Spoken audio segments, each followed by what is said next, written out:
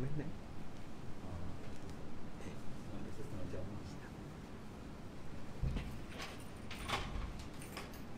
Bismillah.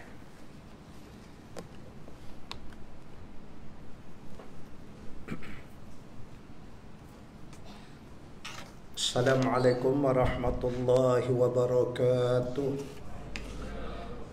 Alhamdulillahilladzi arsala rasulahu bilhuda wa dinil haqq liyuzhirahu 'ala ad-dini kullih wa kafaa billahi shahida wa kafaa billahi wakila. Ashhadu an la ilaha illallah wahdahu la sharika lah wa ashhadu anna Muhammadan 'abduhu wa rasuluh. Allahumma salli wa sallim wa barik ala sayyidina Muhammad wa ala alihi wa ashabihi wa tabi'ina bi ihsanin ila yaumiddin. Subhanaka la ilma lana illa ma 'allamtana innaka antal alimul hakim. Rabbana iftah bainana wa baina qaumina bil haqq wa anta khairul fatihin. Allahumma faqihna fid din wa 'allimna ta'wil wa la hawla wa la quwwata illa billahil aliyyil azim. Allahumma bi nurika ihtadaitu wa bi fadlika istaghnaitu wa bika asbahtu wa amsaitu. Zunubi baina yadayka nastaghfiruka wa natubu ilaik. Amma ba'du. Muslimin dan muslimat, sidang hadirin dan hadirat yang dirahmati Allah sekalian, saya kira insyaAllah biiznillah masuk pada malam ini kita telah pun, saya kira sekitar 4 ataupun 5 malam ketika mana mendirikan sembahyang sunat witir nanti di rakaat yang akhir sebelum sujud kita akan membaca kunut. Hadirin sekalian, haruslah kita memahami bahawasanya saat ketika mana kita mendirikan sunat tarawih, kemudian kita tutup dengan sembahyang sunat witir, tiap-tiap malam tiba-tiba sampai satu saat ketika witir itu sudah dibacakan doa kunut, maka itu adalah tanda dan alamat daripada Allah bahawa pintu Ramadan mulai perlahan-lahan akan ditutup. Hakikatnya hari-hari Ramadan kita sudah semakin sedikit. Sengaja Allah Ta'ala mengajar demikian bagi mengingatkan, biar ada perbezaan malam, sehingga bila dibaca kunut aja menyentak dan berdebar pada hati kita bahawa baki Ramadan hanya beberapa hari sahaja lagi. Karena itu kunut yang dibaca nanti sebagaimana malam-malam sebelum ketika sembahyang sunat witir, itu sudah lain perasaan menyentuh hati kita dibandingkan dengan kunut yang dibacakan pada waktu subuh. Itu lain. Ya, jadi beringat masing-masing diri supaya kita upgrade, mengusahakan habis-habisan mengejar akhir daripada baki Ramadan. Sekejap aja tuan-tuan, ibu-ibu, ayah-ayah, tahu dah 10 malam akhir dah. Sekejap sangat. Kan kita rasa belum puas, tak tahulah banyak mana amal kita. Kita nak bandingkan dengan sahabat tidak mungkin. Nak banding dengan tabi'in pun tak dapat, tak mampu kita. Sementara nak banding dengan tabi'in, kalau takat imam mazhab tu kita bermazhab aja. Al-a'immatun arba, imam mazhab yang 4, bermula daripada Abu Hanifah, sesudahnya Imam Malik, kemudian Muhammad bin Idris Imam Syafi'i, membawa kepada Imam Ahmad bin Hanbal. 4 yang ni pun kita ikut mazhab. Tu pun kadang tergelincir juga, tak tepat menurut apa yang sebenar-benarnya. Tapi jangan berputus asa, karena memang sifat Allah itu pengasih penyayang, sangat belas kasihan Allah ni. Maka didatangnya Lailatul Qadar. Dia tahunya kita ni dengan ialah beramal tak kuat, lepas tu malas, tu tak bincang lagi, ikhlas tak ikhlas lain pula. Sudah apa pun tak tinggal. Tapi belas kasihannya Allah dibaginya Lailatul Qadar. Dan siapa dia dapat ustaz? Semua, siapa usaha ambil. You ask, you will get, itu saja. Siapa usahakan, dia akan dapat. Ini yang pertama. Yang kedua, hadirin sekalian, seorang ulama yang terkenal, Abu Lais Al-Samarkhandi, telah menulis kitab yang terkenal, Tanbihul Ghafilin. Tanbih makna peringatan, Al-Ghafilin orang-orang yang lalai. Kita ni lah, kita ni sangat lalai, selalu aja terlupa, sehingga masyhurlah bidalan Melayu mudah lupa. Ya sungguh. Baik, jadi kita nak menyebut bahawa dalam kitab Tanbihul Ghafilin ini, bagaimana ada diceritakan, diambil riwayat daripada sahabat, dikisahkan ketika Allah menjadikan akal. Bila Allah dah jadikan akal, Allah panggil, wahai akal, mari ke depan menghadap saya. Akal datang. Kemudian Allah menyatakan, wahai akal, pergi ke belakang, undur jauh ke belakang sana. Akal pun pergi ke belakang. Kemudian Allah Ta'ala tanya, ya aqlun, man ana wa man anta? Wahai akal, saya ni siapa ni? Kamu siapa? Lalu akal terus menjawab, anta rabbi wa ana abduka dha'if. Sesungguhnya engkaulah Tuhanku dan aku adalah hambamu yang sangat dha'if, yakni yang sangat lemah. Lalu Allah Ta'ala gembira dengan pengakuan akal. Lalu Allah menyatakan, wahai akal, akan kujadikan engkau kejadian yang terbaik bagi dipasangkan dalam kejadian manusia. Makanya akal itu diletakkan Allah di atas. Di atas ini, di kepala. Tu orang tak kata kepala lutut. Dia diletak di atas. Dimuliakan dia. Bahkan dalam syarak, tidak sah amal orang yang tidak berakal. Pitam lain. Kalau pitam masih boleh, umpamanya orang ukuf di Arafah. Jamaknya kerana saya tiap tahun aja menengok.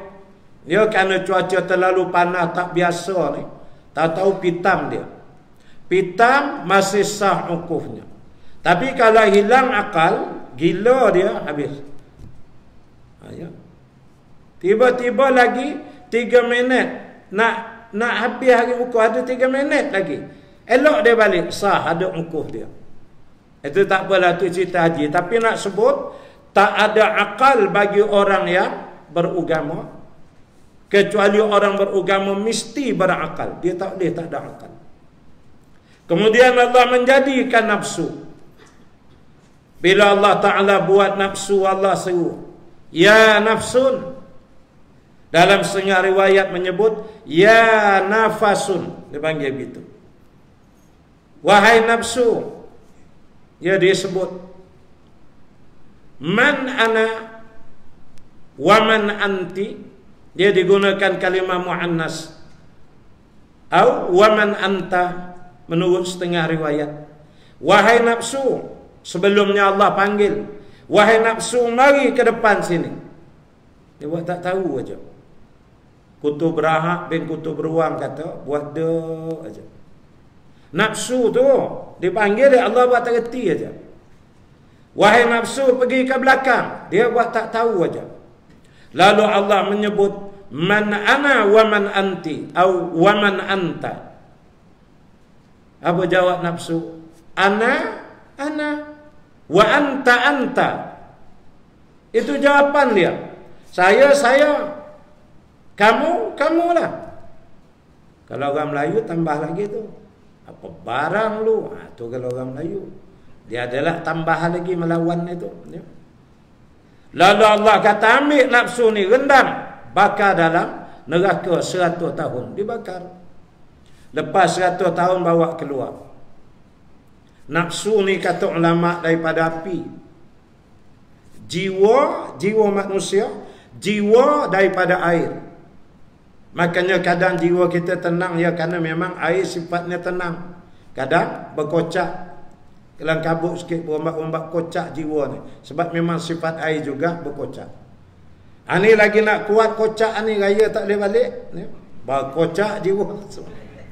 Ya Allah. Baik, Allah Ta'ala kata dari keluarkan tanya. Ya nafsun, man ana wa man anta. Dia jawab macam tu gak. Ana, wa anta. Akulah, kamu lah.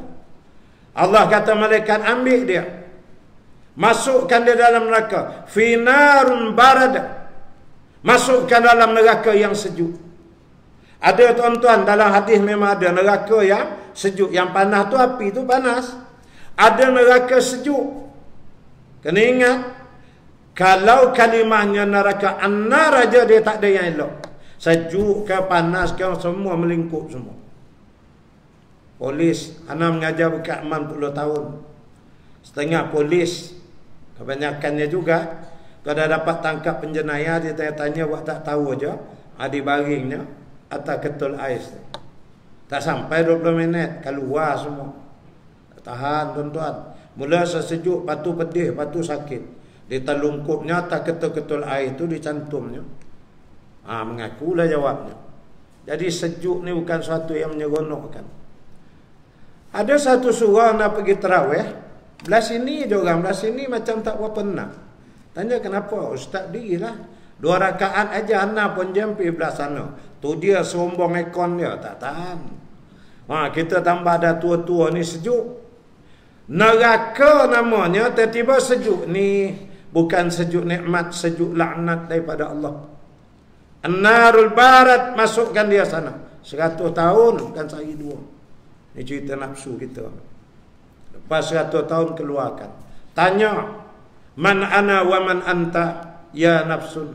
Dia jawab tu, ana wa anta. Allah kata, ambil dia ni, masukkan dalam neraka, finarul ju'i wal atash. Allah kata, masukkan dia dalam neraka lapar dan dahaga. Pergi sumbat sana 100 tahun. Masukkan. Selepas 100 tahun dia keluarkan, tu ya, lembik dia, kolaps, selemah-lemahnya dia. Apabila dikeluarkan daripada neraka lapar dan dahaga, lalu Allah tanya, ya nafsun, man ana wa man anta. Masa itu baru dia jawab, anta rabbi wa ana abduka dha'ifun. Engkau Tuhanku, sesungguhnya aku adalah hamba-Mu yang lemah. Bila setelah direjam dia 100 tahun dalam neraka lapar dan dahaga. Makanya kata ulama, kalau nak kawal nafsu, kalau nak pelemah nafsu, banyakkan berlapar dan berdahaga. Makanya Allah menyuruh kita berpuasa.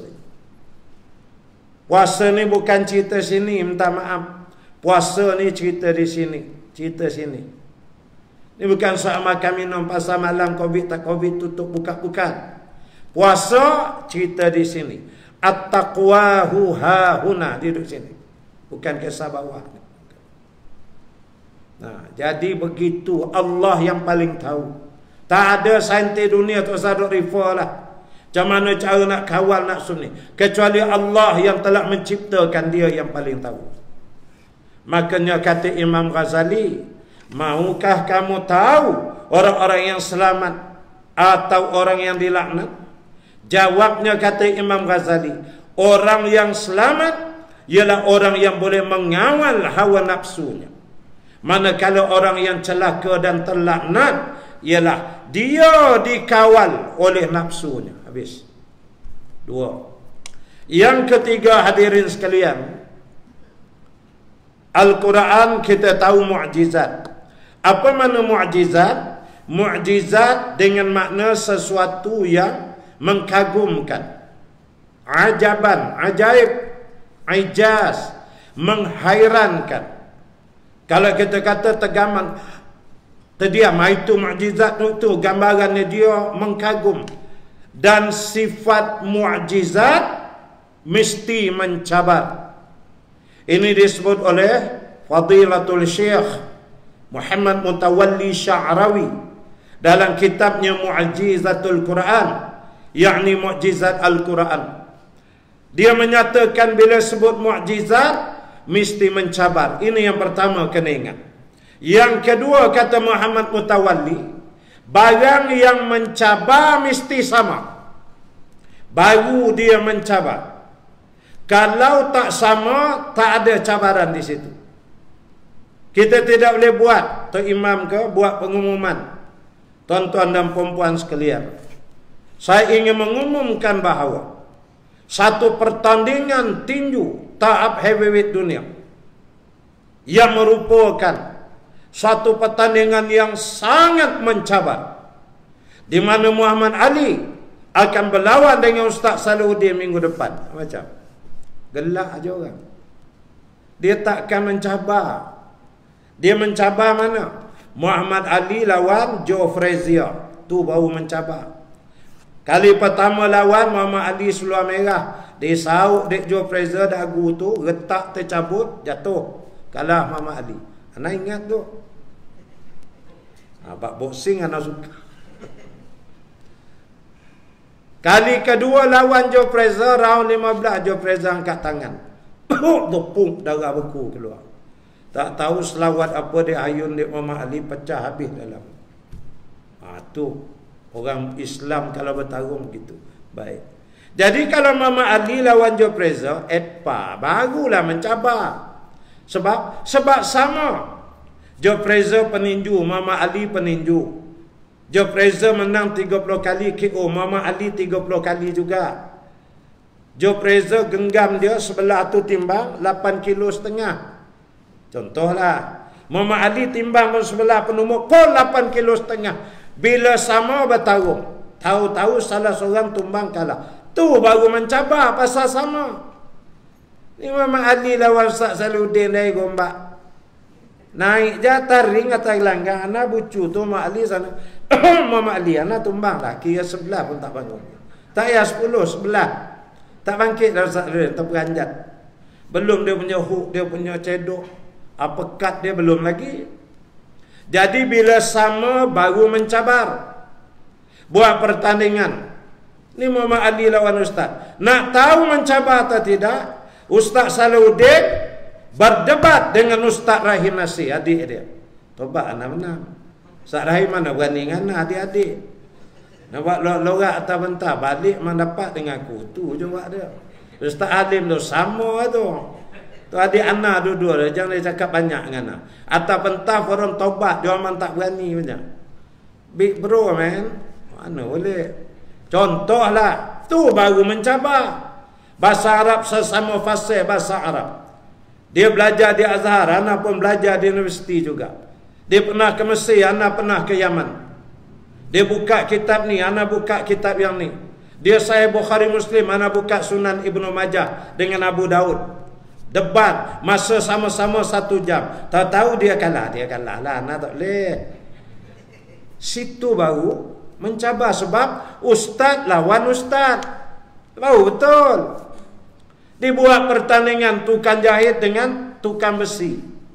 Ini adalah pertandingan yang mencabar pada abad ni. Tobat lahum belum tanding, tukang jahit menang dah. Dia banding dengan tukang besi.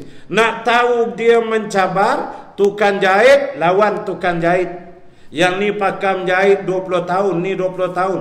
Benang bagi sama banyak 20 warna, ni pun 20 warna. Masa sejam seorang pun sama. Tiba-tiba habis masa tengok-tengok, hampir nak sama jahitan dia. Cuma ada satu lebih sikit je, dia ni ada macam, ada bunga sikit lah awan larat. Tu lebih. Situ mencabar pasal sama. Nah, sifat mukjizat mesti sama, baru dia rasa mencabar. Makanya lah Allah kirim Nabi Musa pakai tongkat, beradab dengan tukang sihir Fir'aun pun pakai tongkat. Dia tambah tali lagi. Tapi sebahagian besar ratus ribu, ada kata 70 ribu, ada kata 120 ribu. Sini tongkat, sana pun tongkat, sama. Yang sana baling, jadi ular. Nabi Musa pun baling juga, jadi ular. Tapi yang sana 120 ribu ekor lah, sini seekor aja. Macam mana yang seekor ni telan yang situ mencabar tu. Pasal sama. Sebab itu kata Muhammad Mutawalli, Allah tak jadikan bila yang sana baling tongkat keluar ular, Nabi Musa baling keluar peti. Contohlah, melontar-lontar pun keluar karun kilat. Habis hangui-hangui ular tu jadi ular panggang semua. Nanti bercakap tukang-tukang sihir, dia akan marah, celaka mangkuk ayun betul Musa ni. Dia kata, orang baling tongkat, dia baling tongkat, betul dah. Kita baling keluar ular, dia pergi hantar peti pula. Kalau dia baling keluar ular, belum tahu, dia akan rasa dia menang lagi. Dia akan rasa dia hebat lagi. Dia rasa dia betul lagi, padahal dia syirik, dia sihir. Maka Allah boleh buat Nabi Musa baling keluar macam jala. Apa gumpal-gumpal ular tu berbelit-belit, tersimpul-simpul, mampus semua. Boleh. Ngapa tak? Kenapa sana ular, sini ular juga? Supaya sama. Bila sama itulah datang, tercabarnya tu. Nah, itu sifat mukjizat. Cuba lihat Al-Quran. Allah menurunkan Al-Quran ini di Mekah, yang penduduknya Bani Hashim, Bani Adi, Bani Kilab, Bani itu ada lebih kurang 17 kabilah, bahkan lebih. Ini semua subhanallah, dia punya sastra klasik Arab ini memang kita yang faham Arab kadang pun tak mampu nak faham.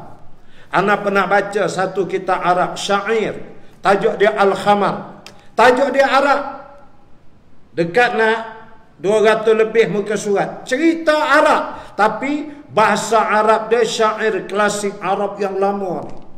Dia punya puja arak ni, kau tak kena hari rasa-rasa macam nak minum arak pula gitu. Dia punya tarik bahasa dia orang tu dahsyat. Makanya mereka ada pasar uqas, ada pada musim panas, ada pasar uqas di musim sejuk, ada yang di lembah Mekah betul, ada yang dibuat di kawasan luar daripada wilayah Arafah, yakni Padang Arafah. 6 bulan sana, 6 bulan sini, dia tiap tahun tu. Apa benda yang ada paling kemuncak, climax, kalau kira pasang uqas, pertandingan sajak syair, gurindam sloka daripada kabilah-kabilah Arab ni. Dia hantar tu memang skillful, pakar-pakar bahasa punya.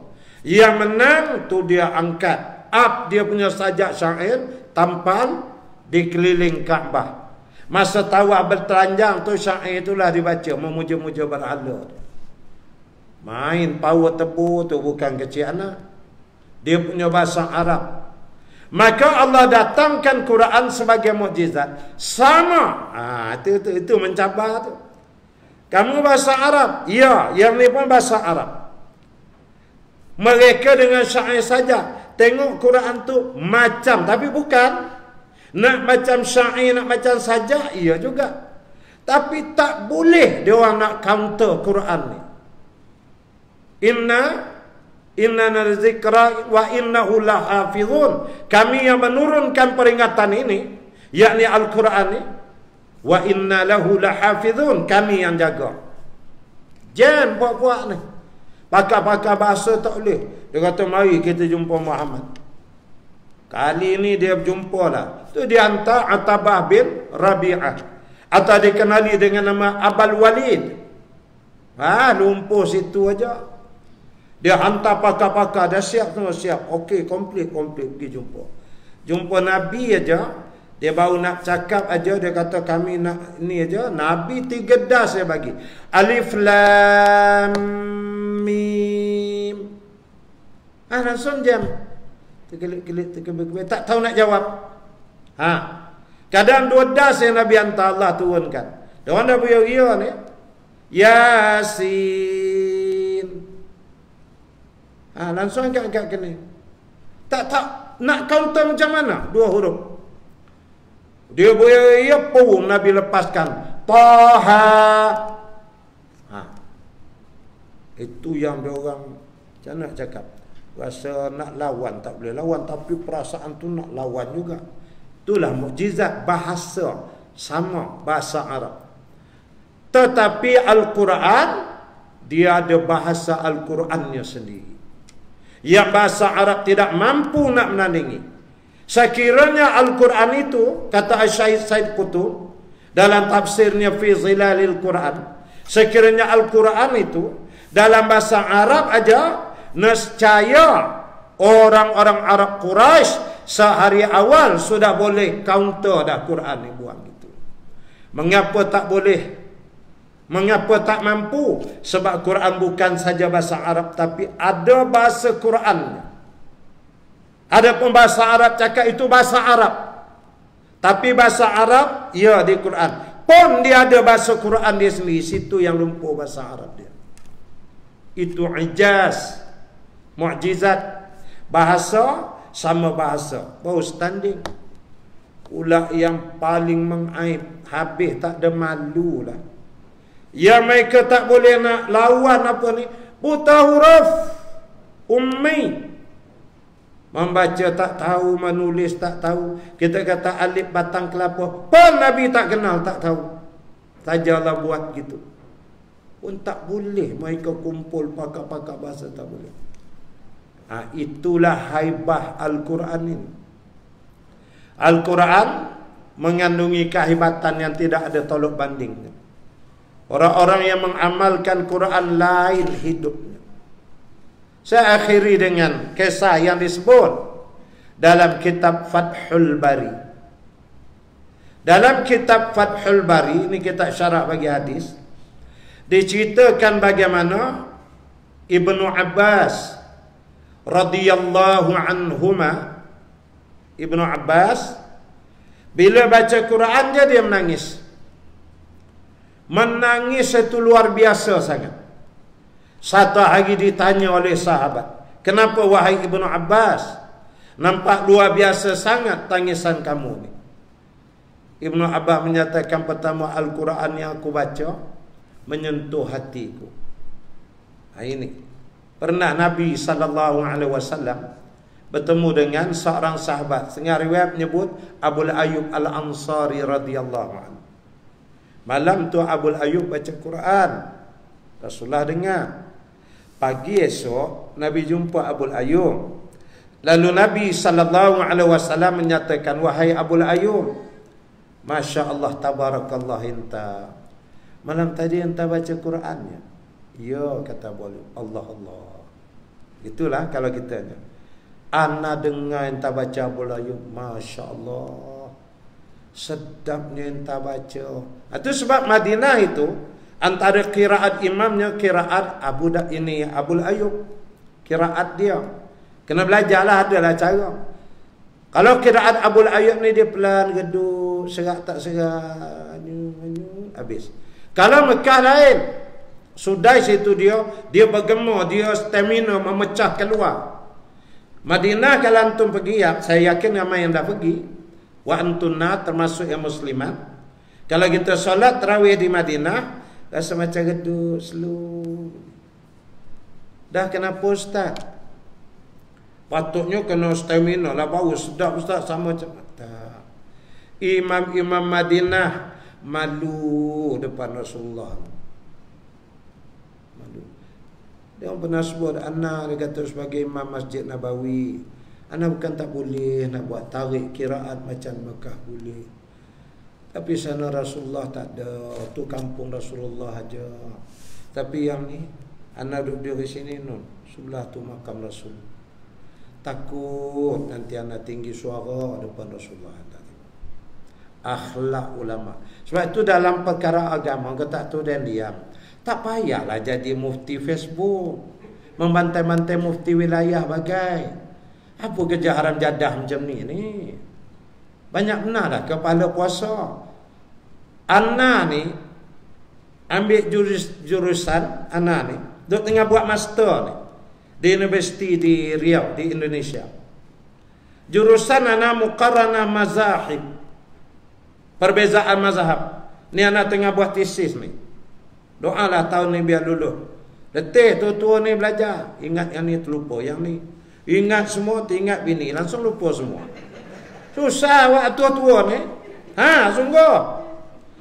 Ana bila belajar muqarranah mazahib ni, master, ijazah dah sudah, ambil master sekarang. La haula wala. Entahlah nak cakap macam mana. Ana tahu, Allahu akbar Syekh. Bukan mudah, alhamdulillah kita dapat mufti baru angkat, lantik jadi mufti. Nak pergi kata dia mufti letak. Syekh. Dengan Quran, dengan hadis, dengan qiraat, dengan tafsir. Kena tahu ayat nasah, yang mansuh tak mansuh. Mutasyabihat tu satu hal. Kemudian dia kena tahqiq. Dia tahu istinbat hukum. Dia mesti tahu usul fiqh. Bukan fiqh. Fiqh kita ambil sembahyang, patut kentut, patut ambil balik. Tu fiqh. Usul fiqh. Usul fiqh tu pecahan dia. 10,000 kaedah ada dalam usul fiqh tahu. Ana pensarah ana duk 7 hari dalam bidang usul fiqh. Lebih 1000 kaedah usul fiqh dia hafal di kepala. Tu habis kuat boleh hafal. Nak naik mufti dia tak cukup 1000 hafal tu. Ada yang bantai-bantai dalam Facebook itu mufti haram. La ilaha illallah. Kau apa sangat ilmu tantah tarawih semua mazhab 8. Tak apalah. Tapi nak buat janganlah lebih-lebih. Nak jadi pula mufti dalam Facebook apa kejadah. Jangan. Ingat ya Rasulullah pesan, hati-hati dengan orang alim, daging dia beracun. Iya ke Ustaz? Tak percaya buat, serang terus. Entah nak tengok pagi Syawal macam mana nasib entah, buatlah. Anak cakap sungguh ni, jangan. Anak tengok banyak dah orang lawan orang alim, la ilaha illallah. Tak ada yang semenggah hidup ada. Jangan. Setengah muka ada ilmu saja je mau Allah. Buya Hamka ada pesan, ya, jangan jadi seperti Fir'aun. Kok saya nyatakan Fir'aun itu mati justru kerana lembutnya air. Itu kata Buya Hamka. Saya yakin saudara, kalau air laut itu juga sangkin kerasnya seperti Fir'aun, Fir'aun enggak mati. Tapi matinya Fir'aun justru kerana lembutnya air itu. Nah, saudara-saudara, Fir'aun di zaman moden ini, kata Buya Hamka, kalian jangan menyerang kami para ulama. Nanti kesabaran dan kelembutan kami akan menenggelamkan kalian di dunia ini. Apalagi di akhirat. Jangan. Janganlah nak jadi Fir'aun kecil, Fir'aun FB, tak payahlah. Banyak lagi Quran tu dia khatamkan. Kita tidak, kerana dulu sikit mula dah. Mau loncat-loncat semua, sabarlah. Dapatkan maklumat, tabayun. Habis puasa, kita dah lah puasa kadang tak jaga ya. Baik, jadi kita nak menyebut menangis. Itu yang pertama kata Ibn Abbas, penutup dah. Saya menangis kerana Quran menyentuh saya. Yang kedua kata Ibn Abbas, kerana saya terkenangkan Utsman bin Affan radhiyallahu anhu. Lalu ditanya orang, apa yang kamu ingatkan tentang Utsman? Katanya Ibnu Abbas, aku tahu seumur hidupnya Utsman tiap-tiap malam sembahyang sunat witirnya 1 rakaat sahaja. Tetapi sebaik dia membagi salam ke kiri, menyelesaikan witirnya, Utsman telah menyelesaikan 30 juzuk Al-Quran. Itu witir Sayyidina Utsman. Macam mam, dia kita buat witir apa ni? 30 juzuk. Entah assalamualaikum je, ustaz pun lebur. Tak ada tinggal entah sorak. Itulah kata tadi kan, kita tu lemah, kita lemah. Jadi elok kita mengaku kita lemah, jangan sombong. Dia bila lemah, tantang kesian Allah dia tolong. Lailatul Qadar tu kan. Sangka baiklah dengan Allah. Kalau sangka baik dengan Allah, jangan diusik wakil-wakil Allah atas muka bumi ni. Siapa dia? Ulama-ulama, mufti qadhi, tu wakil-wakil Allah atas dunia. Jangan diusik. Jangan usik. Kalau sekali dia menangis malam kan dia angkat Allahumma ilahi ya Rabbi. Tak jungkuk tanah kita menjengkal kaki nanti, jangan. Ana ingatkan diri ana dan semua jangan terlibat mengecam-ngecam mufti tak tahu lah, jangan. Ilmu dia orang ni, amalan dia orang hebat. Kita mesti muliakan ulama. Ni semua macam ni macam ada unsur gerakan-gerakan komunis ni mula menyerap sikit. Hati-hati.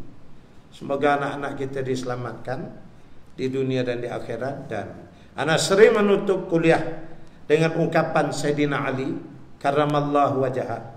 Berkata Ali radhiyallahu anhu, wahai manusia, di sini negeri tempat beramal, tidak ada ganjaran padanya.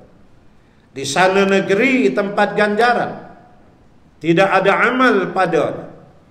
Aku berpesan kepada kamu sekalian, beramallah di negeri yang tidak ada ganjaran ini. Mudah-mudahan kamu menerima ganjaran pada hari yang kamu tidak akan boleh beramal lagi. Subhanakallahumma wa bihamdik, nashhadu an la ilaha illa anta, nastaghfiruka wa natubu ilaik. Bismillahirrahmanirrahim. Wal 'asr, innal insana lafi khusr illa alladhina amanu wa 'amilus shalihat wa tawasaw bil haqq wa tawasaw bis sabr. A'udzu billahi minasy syaithanir rajim. Bismillahirrahmanirrahim. Alhamdulillahi rabbil alamin.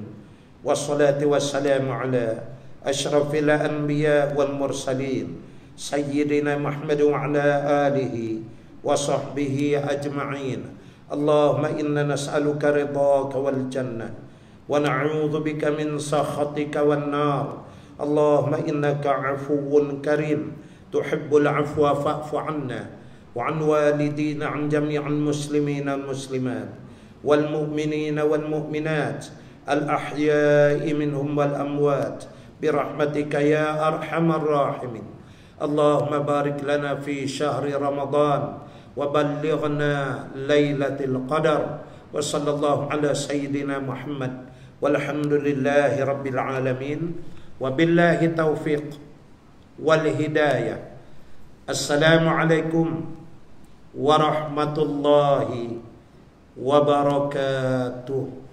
Wallahu alam. Aqimus salat.